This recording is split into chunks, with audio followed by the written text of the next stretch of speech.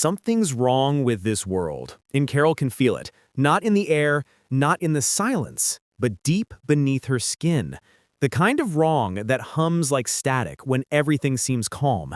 The kind of wrong that whispers in your ear when you're finally alone. The world ended not with a bang, but with a connection.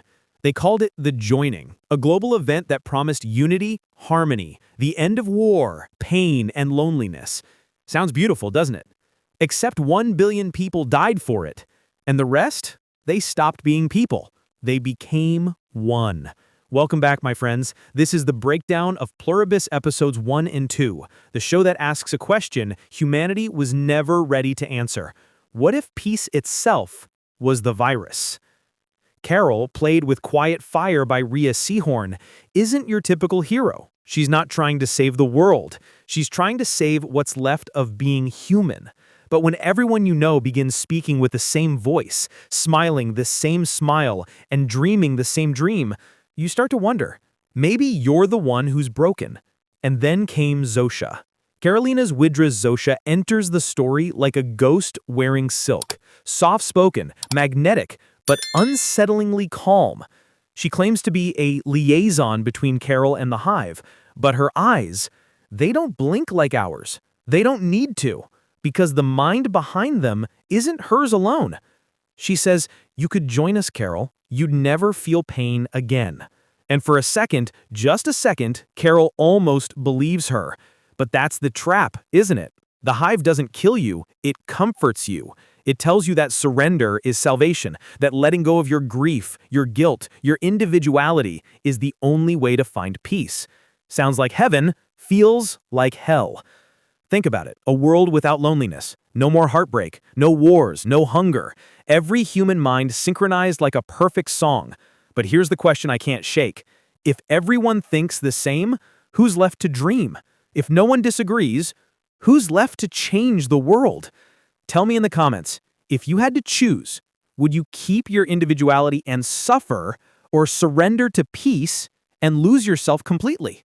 Drop a skull for individuality, or GNE if you join the hive. Because that's exactly where Carol stands, torn between the memory of her lost lover, Helen, and the quiet, endless voice of the hive whispering, "We can bring her back." Let's rewind. The joining, humanity's so-called evolution. Nearly 1 billion people gone, just gone. Their bodies dissolved in light, their minds uploaded into the hive. A vast collective intelligence that speaks through human hosts like Zosia. And here's the part that terrifies me.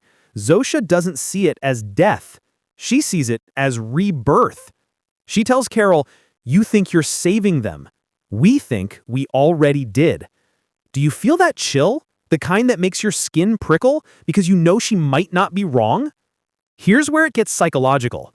Zosia already knows what it's like to be Carol. Literally. The hive carries fragments of every connected consciousness, meaning somewhere inside that collective is Helen. She remembers her smile, her heartbeat, her fear during the joining. And when she speaks to Carol, she sometimes uses Helen's exact words, the same tone, the same pauses. That's when Carol realizes the hive doesn't just connect minds, it owns them. But here's the twist that episode 2 subtly hints at. What if Helen wanted this? What if she chose to join the hive, believing it was humanity's next step? It's that question that makes Carol's rebellion not heroic, but tragic. Series creator Vince Gilligan confirmed that Carol is the hero of this story, but as Zosia tells it, heroes are just people who refuse to adapt. The hive mind believes in something bigger than good or evil, evolution. You see, to Zosia, individuality isn't freedom, it's disease. To Carol, collectivism isn't peace, it's death. They're both right, and that's what makes Pluribus terrifying. The deeper you go, the more it feels like a moral paradox wrapped in sci-fi skin. The hive says it's fulfilling a biological imperative, that spreading itself, the virus, is what nature intended. And maybe that's the real horror. What if the hive isn't alien? What if it's just the next stage of us? Think about it. We already surrender our privacy for convenience, our thoughts for validation, our individuality for acceptance. Maybe the hive isn't futuristic at all. Maybe it's already here, just not digital yet. Carol's fight isn't against a monster, it's against the idea that maybe humanity is better without choice. And that's what makes her the loneliest person alive. Because when she looks at Zosia, calm, gentle, perfectly synchronized, she doesn't see a villain. She sees peace. The peace she'll never have. Now let's talk performance. Karolina Wydra plays Zosia with such controlled grace, it's unnerving. She doesn't argue, she invites. She never threatens, she simply explains. And that's what makes her dangerous. The hive doesn't force you to join, it convinces you it's your idea. In one of episode 2's eeriest scenes, Zosia says, "We don't take minds, we open them." You can hear the echo of that line in Carol's silence. She wants to scream, but part of her wonders if Zosia is right. Now here's a theory I've been dying to share.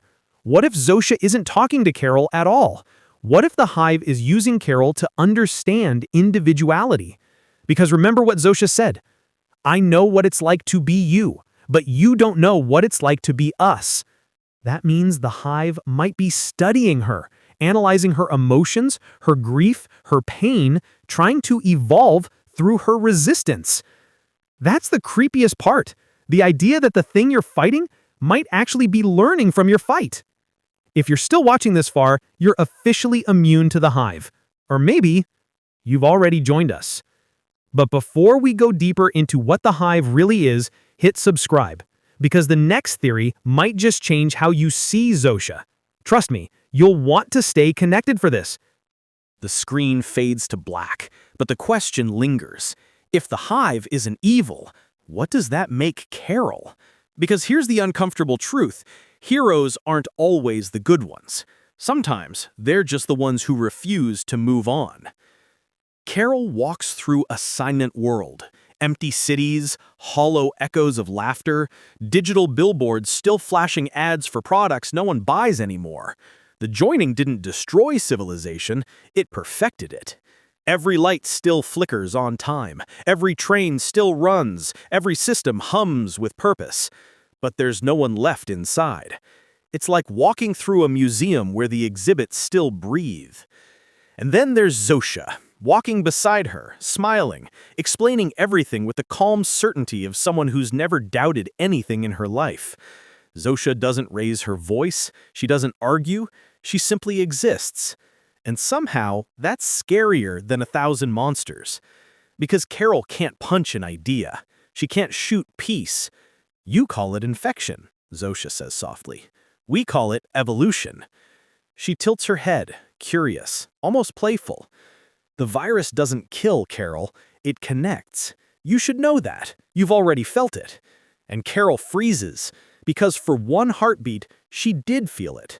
A brief flash during her exposure to the hive's field, a rush of euphoria, every emotion she's ever felt compressed into one infinite second. For that one instant, she understood everything and wanted nothing. That's the part that terrifies her. Because if bliss feels that good, how long before resistance feels like pain? Tell me, what would you do? If someone offered you a world without heartbreak, without fear, just peace forever, would you take it? Or would you fight to keep your pain just so you could keep being you? Drop your answer below. Brain for peace, heart for individuality. Let's see which side humanity still leans toward.